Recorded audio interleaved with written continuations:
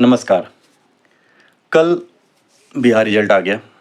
11 साढ़े 11 बज गया पूरा रिजल्ट आने में, क्योंकि वोटिंग भी तो अच्छी खासी हुई थी। 66% वोटिंग हुई थी बिहार में। और क्या एग्जिट पोल सही रहा? अगर आपने मेरे एग्जिट पोल वाला जो मैंने एक वीडियो बनाया था कि एग्जिट पोल में क्या गड़बड़ी है थोड़ी सी, कि उन्होंने कंजर्वेटिव तरीके से बनाया। परसेंटेज वो बता रहे हैं कि अच्छा इस जाति से इतना परसेंट मिलेगा, इस जाति से इतना परसेंट मिलेगा। वो ये भी कह रहे हैं कि अच्छा 37% के आसपास जो है महागठबंधन को मिलेगा। लेकिन उसके बावजूद वो क्या कर दे रहे हैं लास्ट में कंबाइन करके टोटल में 41 से 43%। जैसे आप प्रदीप गुप्ता वाला अगर आप देखेंगे तो उसमें जो बनाया है उन्होंने, उसमें तो और कंजर्वेटिव कर दिया, जबकि सब जाति वाइज जो है 20% 25% का डिफरेंस दिखा दिया, 15% का डिफरेंस दिखा दिया। लेकिन बोर्ड को जो दिखाया है कि भाई हम जो है वोट शेयरिंग जो है ऐसे दिखा दो कि एनडीए को सीट जो है वो दिखा दिया 130 के आसपास, महागठबंधन को 110 के आसपास, कि चलो आसपास आएगा तो हम बता देंगे कि हमारा सब कुछ सही है। लेकिन उसी समय मैंने कहा था कि ये डेटा के हिसाब से नहीं बोला गया, ये अपने मन से अपने आप को बचाने के लिए बोला गया था। तो रिजल्ट भी उसी हिसाब से है, देखा अपने परसेंटेज के हिसाब से। मैंने कहा था कि अगर वो परसेंटेज सही है तो रिजल्ट में डिफरेंस बहुत ज़्यादा आएगा, जीत का अंतर बहुत ज़्यादा होगा। और आप देख रहे हैं कि एनडीए को 202 सीट आई है टोटल, और महागठबंधन 34 सीट पे रह गया। और अदर्स जिसमें एआईएम है जो हैं और ओवैसी वाली जो पार्टी है उनको 5 सीट मिल गई है उन्हें भी, और बीएसपी को 1 और आईआईपी को 1 मिला है। ये तो टोटल सीट है। अब आरजेडी जो महागठबंधन वाली जो पार्टी है उनका जो वोट परसेंटेज देखें तो वो 38% के आसपास है। तो परसेंटेज के बारे में आगे बात करेंगे। लेकिन आप अगर देखें एकदम पूरा का पूरा देखें अगर आप, कि जो सीट जो कन्वर्ट हुआ है 202 या 34 के हिसाब से, तो ये एक तरह से महागठबंधन पे बहुत बड़ा आघात है। क्योंकि वो सोच रहे थे कि इस बार तो कम से कम टक्कर में रहेंगे, 101 के आसपास रहेंगे, लेकिन ये पिछली बार से पूरा का पूरा एक तरह से उनके नुकसान बहुत ज़्यादा हो गए हैं। अब देखते हैं, मैं ज़्यादा इस पर नहीं बोलूँगा कि क्या हुआ है क्या नहीं हुआ, अपनी अपनी पार्टियाँ अपने अपने आप से विश्लेषण करेंगी। मैं सिर्फ डेटा को बताऊँगा कि डेटा क्या है, डेटा क्या बोल रहा है, उसके हिसाब से चलेंगे। तो पहले मैं सीट बता देता हूँ कितने कितने सीट सबको आए हैं। एनडीए 202 पूरा टोटल है, उसमें से बीजेपी को 89, जेडीयू को 85, एलजेपी जो रामविलास पासवान वाली पार्टी यानी कि चिराग पासवान की जो पार्टी है उसे 19, एचएम जीतन राम मांझी वाली पार्टी को 5, और कुशवाहा वाली पार्टी को राष्ट्रीय जो दल है उसको 4। इसका टोटल 202 हो गए एनडीए के। वहीं महागठबंधन टोटल 34 है, जिसमें कि आरजेडी को 25, कांग्रेस 6। कांग्रेस ने भी बहुत ज़्यादा, मतलब अगर देखें तो महागठबंधन को डुबवाया है। ऐसे तो राजद भी बहुत सारी सीटों पर लड़ने के बावजूद भी 25 ही है, लेकिन कांग्रेस भी 6, सीपीआईएमएल जो है वो 2 और सीपीआईएम जो है वो 1। तो ये है जो सीट जो बटी है। अगर हम इसको पार्टी वाइज परसेंटेज वाइज में देख लें कि कितने परसेंट में, या कि आप देखोगे रिजल्ट कैसा रहा। आप ये देख रहे हो, ये जो आप देख रहे हो ना पाई चार्ट जो आप देख पा रहे हो, तो इसमें आप देख पा रहे हो कि सीट जो बटी है ना वो कैसे बटी है। देखिए आप एक तो आपको वैसे भी आप नंबर से ही देख पा रहे हो कि पूरा का पूरा सीट जो है 2 पार्टियों में बट गया है। तीसरी कोई पार्टी नहीं, तीसरा अगर टोटल जोड़ भी दें तो सब मिला के तब जाके तीसरी पार्टी बन पा रही है। यानी कि अगर बीजेपी या जेडीयू को अलग कर दें, मतलब अलग अलग गुट में बना दें, और उनके जो सारे गुट के उनको भी तीसरे गुट में डाल दिया जाए, तब जाके बता रहा हूँ। तो ये साफ दिखाता है, डोमिनेट दिखा रहा है एनडीए का कि कितना डोमिनेंट रहा। लेकिन ये जीत हार सीट के हिसाब से होता है, क्योंकि आप परसेंटेज देखेंगे 38 से 10% का अंतर है, 38 से 48। अब परसेंटेज अगर देखेंगे तो एनडीए को 48% है, महागठबंधन को 38% और अदर्स को 12%। और एक बात आपको पता है, 1.8 जो परसेंट है वो नोटा को पड़ा है। अगर इस परसेंटेज पे आप जाएंगे ना तो आप देखिए, आपको मैं दिखाता हूँ इसमें, आप देखिए कि कांग्रेस को 8.71% वोट मिला है, एलजेपी को 5% वोट मिला है करीब करीब, जेडीयू को करीब करीब 20% मिला है, और अगर आप बीजेपी को देखें तो वो भी 20% वोट मिला है। वहीं अगर आप आरजेडी को देखेंगे तो वो 23% वोट मिला है। यानी अगर वोट परसेंट के हिसाब से आप देखेंगे तो सबसे बड़ा वोट परसेंट जो है, नंबर 1 वोट परसेंट के हिसाब से देखेंगे तो वो आरजेडी है। सेकंड नंबर पे बीजेपी आती है और थर्ड पे जेडीयू आती है। तो सबसे बड़ी पार्टी आरजेडी हो जाती है। लेकिन अगर अब हम इसमें एक प्रशांत किशोर का भी देख लेते हैं कि प्रशांत किशोर की पार्टी ने क्या किया। तो प्रशांत किशोर की जो पार्टी है, यानी कि जन स्वराज जो पार्टी है, उनका वोट परसेंट जो है ना वो काफ़ी कम रहा, इसलिए उनको अदर्स में डाल दिया गया। अब अगर आप इलेक्शन कमीशन वाले जो डेटा में जाएंगे ना तो उन्हें अदर में डाल दिया गया, यानी कि सोचो वो जो नोटा है ना टोटल परसेंट उससे भी कम। कारण है उनका परसेंट कम होने का कि वो पूरे बिहार में 243 सीटों पे लड़ गए तो वोट परसेंट तो उसके हिसाब से बढ़ जाता है। लेकिन टोटल अगर देखेंगे सीट वाइज तो कहीं नहीं हुआ। एक सीट पे वो सेकंड स्थान पे आए हैं, एक सीट पे सेकंड स्थान पे आए और एक सीट पे उन्होंने 1-2 सीटों पे हराने का भी काम किया है, क्योंकि परसेंटेज इतनी कम है तो आप उसको ज़्यादा देख ही नहीं पाओगे कुछ। कि पूरे बिहार वाइज आप अगर कलर में देखो तो कलर में इस तरह से बिहार दिखता है आपको कि बीजेपी जेडीयू से तो वैसे भी भर जाएगा, यानी एनडीए तो 201 है, सोचो 202 है 243 में से, तो पूरा कलर तो आपको एनडीए का ही दिखेगा। इसमें कुछ विशेष नहीं है, डेटा इसमें ज़्यादा कुछ नहीं करा।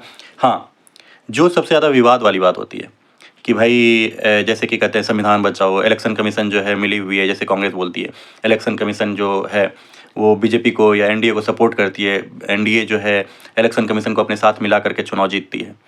तो इसके लिए सबसे पहले हम वो जीतती है या नहीं जीतती है ये तो डेटा ही बताएगा, क्योंकि इस बार तो ईवीएम पे तो बात नहीं हुई है। तो ईवीएम का तो मतलब कि सॉल्यूशन हो गया कि ईवीएम मतलब सही है, सब कुछ सही है, क्योंकि ईवीएम की बात तो इस बार उठी नहीं, तो ईवीएम सही है, हम उससे मान लेते हैं ईवीएम सही है। अब मानते हैं कि इलेक्शन कमीशन हेल्प कर रहा है कि नहीं कर रहा, तो उसको एक डेटा से देखेंगे कि देखो जो सबसे ज़्यादा मार्जिन के साथ जीता गया तो वहाँ तो ऑब्वियस है कि भाई वहाँ मार्जिन अगर ज़्यादा है, दोनों पार्टियों के बीच में मार्जिन ज़्यादा है, गैप ज़्यादा है, तो इसका मतलब वहाँ वोट तो पड़ा है, लोगों ने अपने हिसाब से वोट डाला है। यहाँ मतलब कि एक तरह से वहाँ के लोगों को एनडीए ने अपनी बात रखी और एनडीए की बात को लोगों ने समझा और उस बात पे अपना पक्ष मतलब उसके पक्ष में वोट डाला। महागठबंधन जो है अपनी बात रखा होगा, उसकी बात को लोग नहीं समझ पाए होंगे, इसलिए वहाँ पे वोट नहीं पड़ा, इसलिए वहाँ परसेंटेज आपको ज़्यादा दिख जाता है, दोनों के बीच में गैप दिख जाता है। लेकिन जहाँ पर गैप है वो कैसी सीटें हैं और उस सीट से कितना फ़र्क पड़ता है।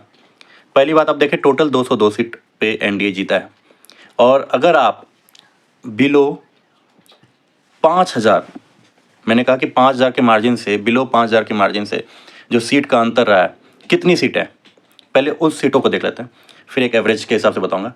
तो बिलो 100 जो है ना, 100 से कम वाली वो 3 सीट है, 100 से 500 वाली 4, 500 से 1000 वाली 4, 1000 से 2000 वाली भी 4 है और 2000 से 5000 वाले 16 सीट है। तो इस तरह अगर आप टोटल को भी जोड़ लेना तो कितने हो जाते हैं, 16 4 20, 8 28 और 31 सीट। तो 202 में अगर 31 निकाल भी लेते हैं तो बहुमत 170 के आसपास, 170 71 हो ही गया।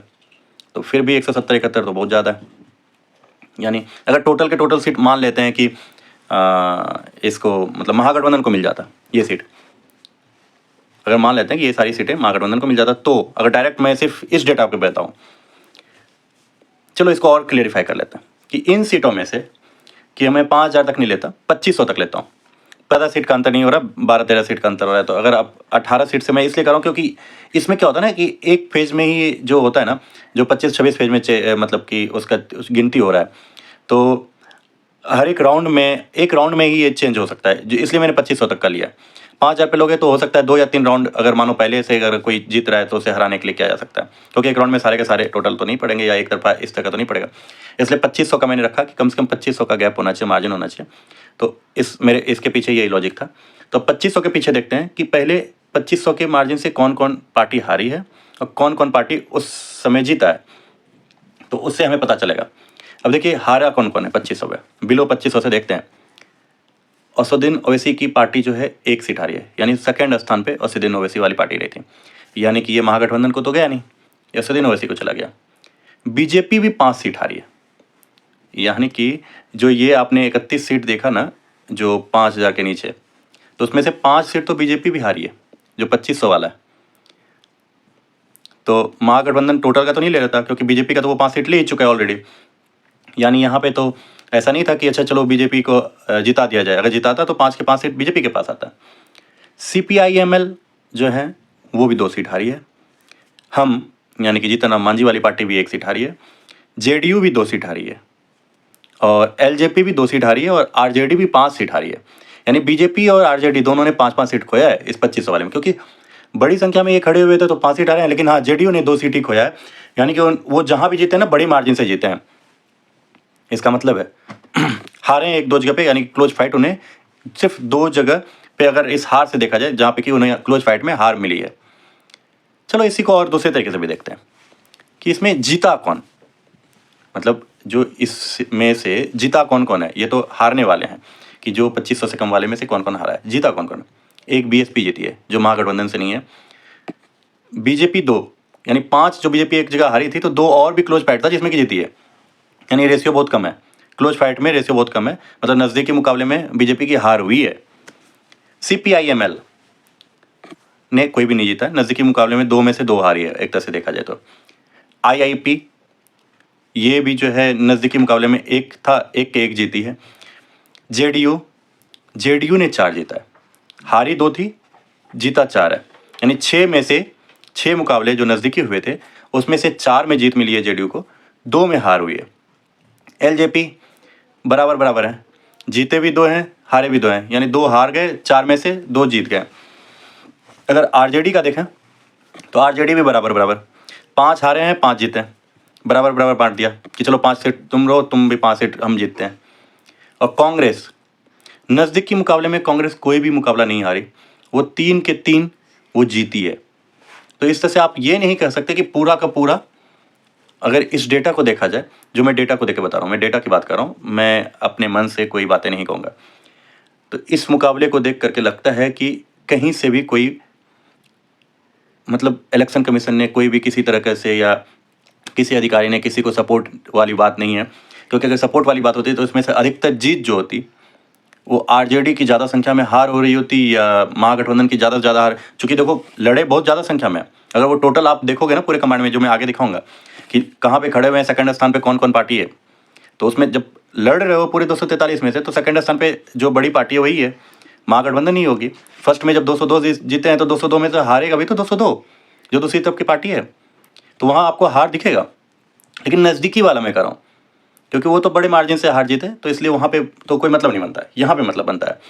तो इसलिए मैं कह रहा हूँ कि यहाँ पे ऐसा कुछ नहीं दिखता कि कहीं से भी कोई मतलब एक दूसरे को फेवर किया गया हो, तो फेवर नहीं दिखता। हाँ ये है कि नज़दीकी फाइट हुई।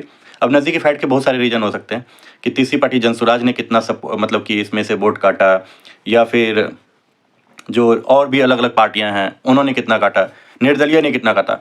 तो अब जब आगे आप डेटा देखोगे ना तो आपको पता चलेगा कि इसमें कितना बड़ा अंतर आपको दिखेगा कि कहाँ से कौन कौन सी पार्टियां क्या क्या वोट काट रही हैं। तो आगे हम चलते हैं और देखते हैं कि किस पार्टी ने कितना कितना वोट काटा है। ठीक है, उससे पहले वोट काटने का अगर आप देखना चाहोगे ना, तो मैं पहले वोट काटने वाली बात देख लेते हैं कि इंडिपेंडेंट का देखो आप। इंडिपेंडेंट जो है वो कितनी जगह पे जीता है, कितनी जगह पे सेकंड स्थान पे रहा है।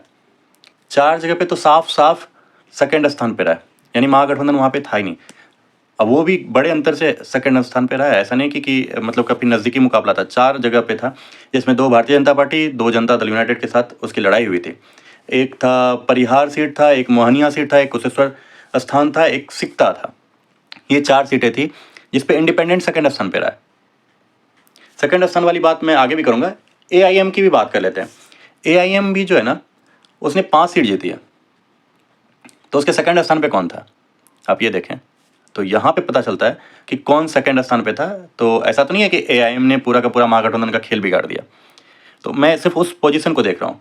तो आप देखें कि इस जो 5 सीट है ना, इसमें से एक स्थान पे आरजेडी थी सेकंड स्थान पे, यानी इस सीट पे तो है कि अगर मानो आरजेडी यहाँ पे AIM नहीं होती तो आरजेडी जीत जाती, क्योंकि सेकंड स्थान पे वही थी, तो यहाँ पे आरजेडी के जीतने के चांसेस थे। एक और स्थान है जहाँ पे कि कांग्रेस थी सेकंड स्थान पे, यानी 5 में से 2 ऐसा जगह है जिसमें कि आप इसका अगर देखें तो एक सरवार आलम है और एक बहादुरगंज के हैं, 2 सीट है। बहादुरगंज में 28,000 से कांग्रेस जीती थी, मतलब कांग्रेस सेकंड स्थान पे रही थी। और एक है कोछा दमन करके एक जगह है, कोछा दमन, वो जो विधानसभा क्षेत्र है, वहाँ आरजेडी 23,000 से वोट से सेकंड स्थान पे थी। मतलब ये 2 जगह जो है यहाँ पर, मतलब कि अगर AIM नहीं होती तो ये जीत जाती, मतलब 2 सीट का अंतर आता है इनका। बाद बाकी जो डिफरेंस है ना, सेकंड स्थान पे रहने वाला पार्टी जो था वो भारतीय जनता पार्टी 1 सीट पर और 2 सीट पर जनता दल यूनाइटेड थी।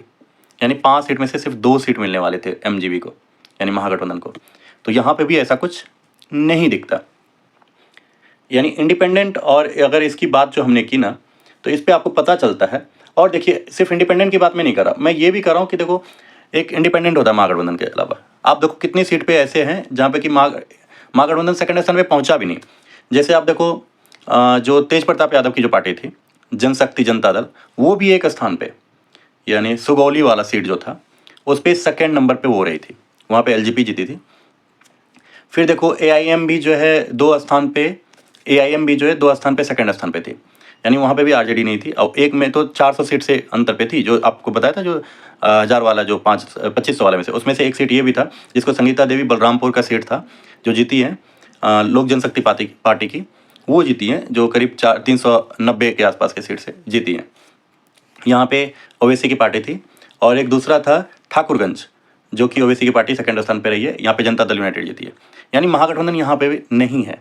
10 सीट ऐसे हैं जिसमें कि वो तो सेकंड स्थान पे है ही नहीं, इंडिपेंडेंट और ये हैं। अब देखो और भी मैं थोड़ा सा और डेटा देता हूँ। जैसे देखो एक बीएसपी एक सेकंड स्थान पे, जो सेकंड स्थान पे एक बीएसपी है, एक जगह पे इंडियन यानी आईआईपी है, और एक जन स्वराज पार्टी भी एक स्थान पे है। तो इस तरह से आप देख लो 10 स्थान तो ऐसे, 10 सीट तो ऐसे ही है। मतलब 10 सीट के बारे में तो वो बात ही नहीं कर सकते। मतलब आप 202 में से जो है वो जो हारी है, यानी 190 के आसपास, 190-92 में ही लड़ाई है इन लोगों के बीच में। तो 10 स्थान तो सीधे सेकंड पे ये है ही नहीं। अब चलिए वीआईपी के बारे में देख लेते हैं। वीआईपी में जाने से पहले मैं पहले सेकंड स्थान की पूरी पार्टी का डिटेल दे दूं आपको, कि सेकंड स्थान पे तो आपको और ज़्यादा क्लियर हो जाएगा। आप जैसे देखिए, बीजेपी 11 जगह में सेकंड स्थान पर रही, क्योंकि देखो आपको इसमें आपको ज़्यादा आरजेडी दिखाई देगा, क्योंकि लड़ाई ज़्यादा हुआ है और उसे सिर्फ 25 सीट आई है। तो 25 सीट आई है तो अधिकतर जगह पे वो आएगा, क्योंकि 10 सीट में आपने उधर देख लिया कि इधर उधर की सीटें हैं, तो बाद बाकी या तो आरजेडी होगी या कांग्रेस होगी। तो चलिए फिर अब डेटा देखो, डेटा से आपको पता चलेगा, ज़्यादा पता चलेगा।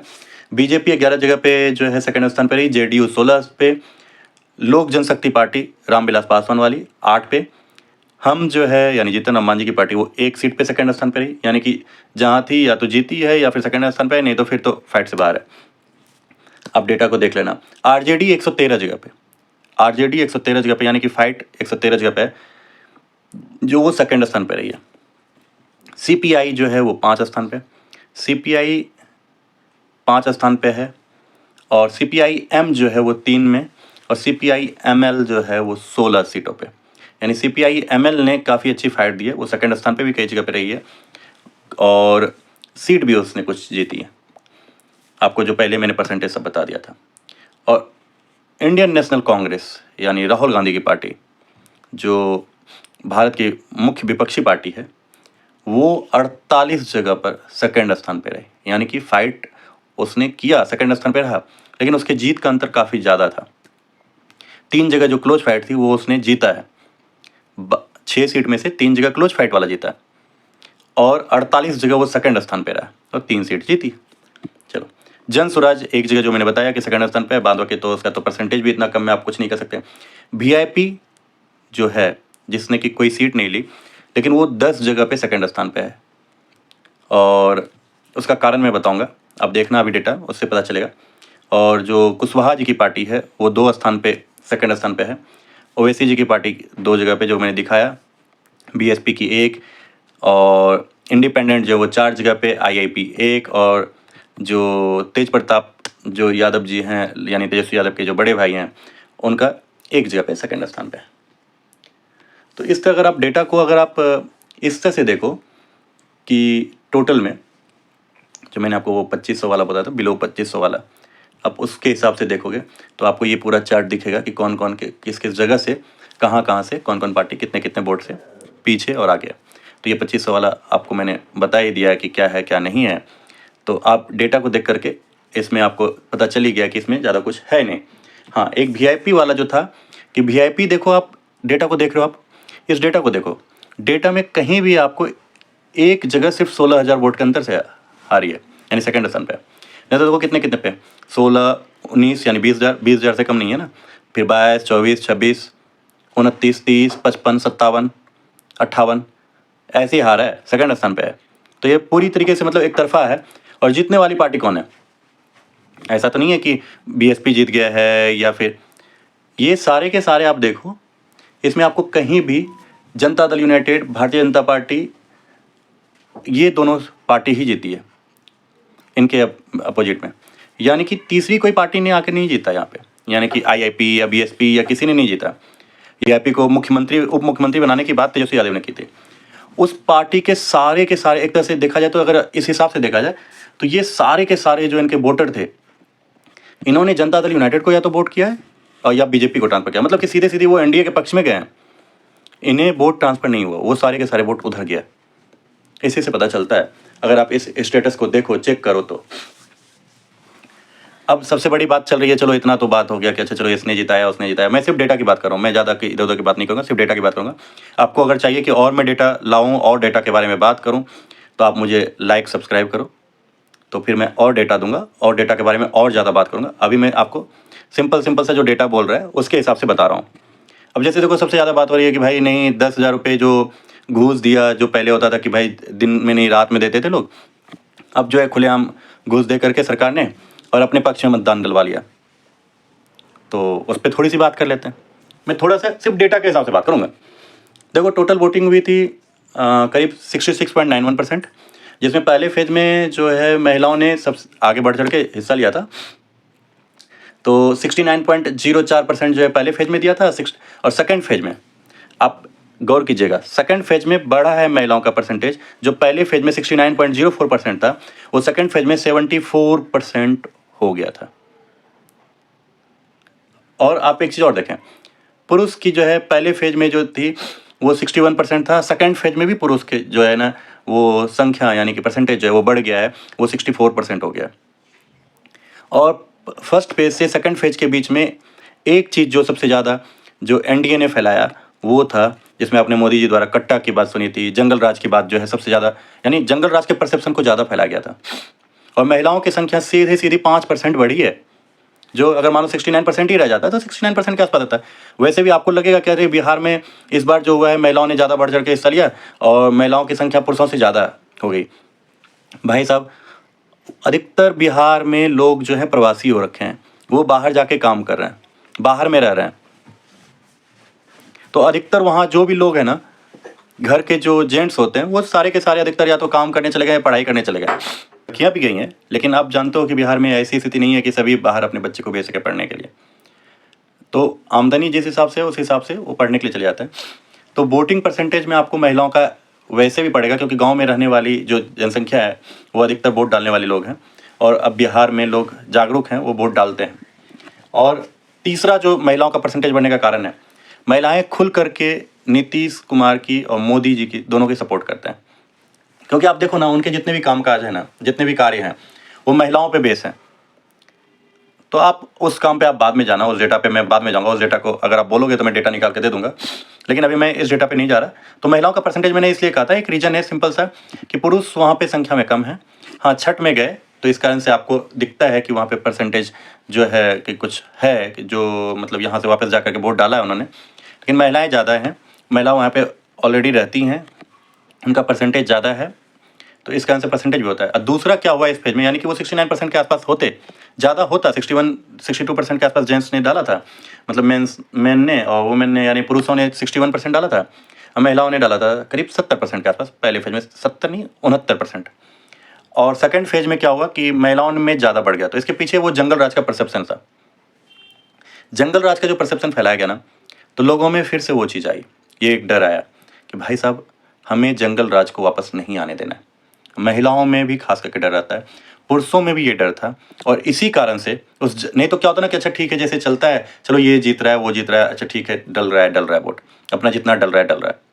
लेकिन उस परसेप्शन के कारण से वोट परसेंटेज में भी बढ़ा हुआ, क्योंकि देखो और कुछ था नहीं, जैसे चल रहा था चल ही रहा था।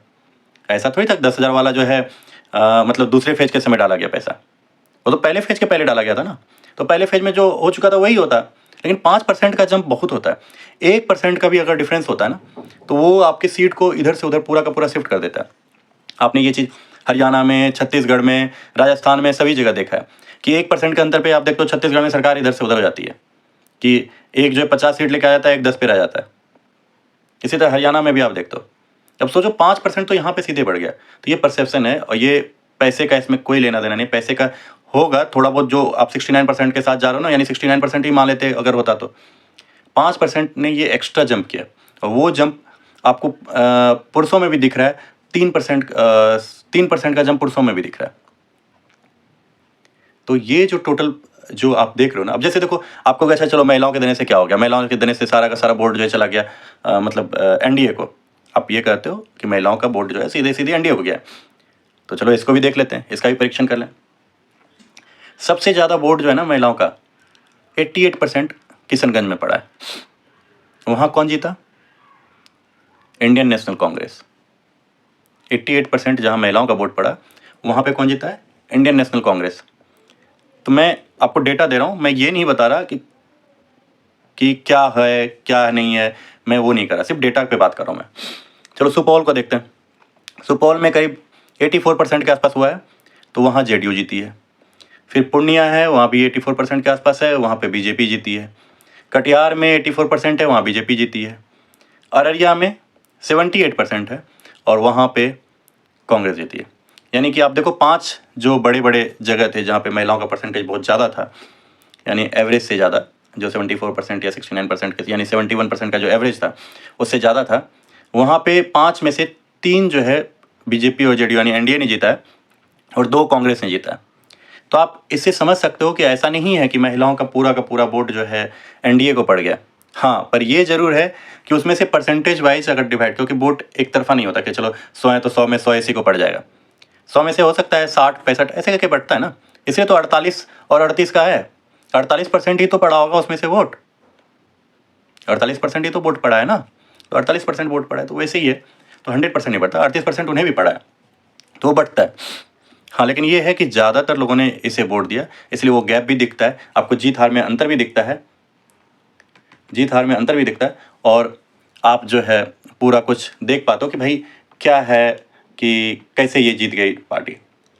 मैं इस पर और ज़्यादा नहीं बोलूँगा, मैं सिर्फ सिंपल सा आपको सिर्फ 1-2 और जानकारी दे देता हूँ इसमें। जैसे कि टोटल कितने मतलब वोट पड़े थे, तो टोटल जो मतदाता हैं बिहार के वो 7.24 करोड़ के हैं। जो इससे पीछे जो था एसआईआर होने से पहले वो 7.9 करोड़ था।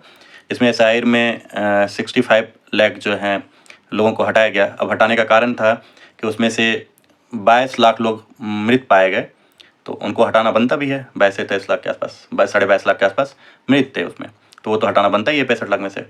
और 36 लाख लोग जो हैं वो प्रवासी हो रखे हैं, मतलब कि उनका जो है वो बिहार छोड़ के बाहर जा चुके हैं, तो उन्हें भी हटाना था, क्योंकि वो दूसरी जगह उन्होंने अपना वोटिंग लिस्ट बना रखा है, वोटिंग कार्ड बना रखा है, वहाँ जाके वोट डालते हैं। तो वैसे 36 लाख लोग हैं यानी प्रवासी हो रखे हैं, और वो वहीं रह रहे हैं। यहाँ पे अब कम आते हैं या आते हैं तो वोट नहीं डालते या ऐसे, यानी ऐसा कुछ है, तो प्रवासी हैं तो उसमें गायब हुए हैं। वैसे भी आप 36 लाख में देखो सारे के सारे जो है उन्हें वोट डालते हैं। क्या महागठबंधन को वोट डाल के फ़ायदा होता है? तो इस पर अगर आप बोलोगे तो मैं डेटा बना दूंगा कि 36 लाख से अंतर हुआ है या कितना का अंतर हुआ है उनकी जीत हार का। ये 36 लाख के 36 लाख पड़ जाते हैं। अब ये 36 लाख का भी डेटा निकालना पड़ेगा कि किस विधानसभा क्षेत्र से कितना कितना हटाया गया है, तो उसमें से कितना हार जीत का अंतर पड़ता है, कि वो सारे के सारे अगर वोट डाल देते तो 36 लाख वो है। डबल नाम वाले जो हैं, जो 2-2 जगह पे नाम पाया गया, वो 7 लाख हैं। तो इस तरह से ज़्यादा इसमें कुछ और नहीं है, बस यही है कि अगर आप डेटा के हिसाब से देखें तो परसेप्शन काम किया है। परसेप्शन, क्योंकि मैंने महिलाओं का वोट परसेंट के हिसाब से भी बोला, वहाँ जो परसेंटेज वोटिंग जो हुई है कि सेकंड फेज में ज़्यादा वोट पड़ा है, वो परसेप्शन है। ये नहीं है कि आपने 10,000 दे दिया, 5,000 दे दिया, उसका असर थोड़ा सा होता है, ऐसा नहीं है कि उसका असर नहीं होता, असर तो होता है कि भाई चलो। लेकिन आप कहते हो कि भाई ठीक है, मैं भी तो हर एक घर से रोजगार देने वाला था, मैं भी इतने पैसे देने वाला था, लेकिन बात है कि आपकी बात को जनता कितना स्वीकार कर रही है, आपकी बात पे कितना भरोसा कर रही है, उसके हिसाब से ही आप पे वोट पड़ता है। क्योंकि आपने भी वही बात बोली जो कि दूसरे पार्टी ने भी बोला, तो फिर आपकी बात को नहीं माना ना। आप तो ज़्यादा बोल रहे थे, हर एक घर से एक जॉब दे रहे थे, लेकिन नीतीश कुमार ने कहा कि भाई मैं जीविका दीदी को जो है वो सिर्फ पैसे बढ़ा दे रहा हूँ 10,000। जॉब तो वो इतना नहीं बोला कि 2 करोड़ 2.5 करोड़ जॉब दे दूंगा, लेकिन उसके बावजूद भी आपको नहीं मिला। इसका मतलब जॉब या ये चीज़ें जो पैसा देने वाली बात है, पैसा देने वाली बात तो आपने भी करी, लेकिन उन बातों पे भरोसा नहीं किया। अब आप कहोगे नहीं आप सत्ता में हो इसलिए आपकी बात पे भरोसा कर लिया कि आपने अभी पैसे डाल दिए। भाई साहब, दिल्ली में भी अरविंद केजरीवाल सत्ता में थे, उन्होंने भी बात की थी कि भाई हम 2500 देंगे, दूसरे ने कहा 3000 देंगे, जैसे आपने कहा ना ये 1 करोड़ के दे रहे थे जॉब, आप 2 करोड़ को दे रहे थे। तो अरविंद केजरीवाल पे भरोसा क्यों नहीं किया?